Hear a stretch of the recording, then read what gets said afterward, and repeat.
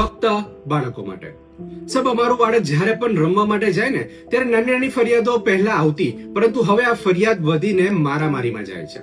એટલે કે હવે એ બેટ પણ કોઈને મારી દે છે ત્યાં સુધીનું પોતાનું આ વર્તન કંટ્રોલ નથી કરી શકતો. આના લીધે અમારે અત્યારે જ સોસાયટી બદલી નાખવી પડી. આના લીધે એ લોકોએ કીધું કે જો સોસાયટી તમે નહીં બદલશો ને તો પોલીસને અમારે બોલાવવા પડશે. સ્વેચ્છાએ સ્વીકારી લીધેલું આ વર્તન હવે આ અઘરું પડે છે, સમજી નથી શકાતું. અને વારંવાર કેટલા સંબંધોને છોડીશું, કેટલી જગ્યાઓને છોડીશું. સાહેબ, અમારે આ સમજવું છે અને આનું નિદાન પણ લાવવું છે. જ્યારે આવો એક ઓપીડીનો કેસ જ્યારે પેરેન્ટ્સ આવી ફરિયાદો કરતા ત્યારે પેરેન્ટ્સને મેં એક સહજ પ્રશ્ન પૂછ્યો કે તમે એ વખતે શું કર્યું. પેરેન્ટ્સે ખૂબ જ કોન્ફિડન્સથી એવું કીધું કે મેં પણ એને એક ઝાપટ મારીને સમજાવી દીધું કે હવે જો ખબરદાર આવું વર્તન કર્યું છે ને તો જોઈ લેજે, આનું પરિણામ સારું નહીં આવે.